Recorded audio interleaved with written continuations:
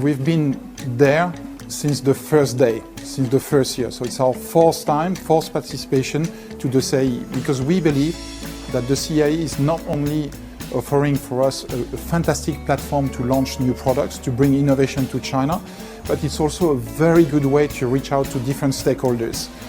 We can engage with very relevant authorities to our business, whether it's the MOFCOM, the GACC, the SAMR, and also to our business partners. So all of that combined in one place makes it a very important event for us, an event that we don't want to miss.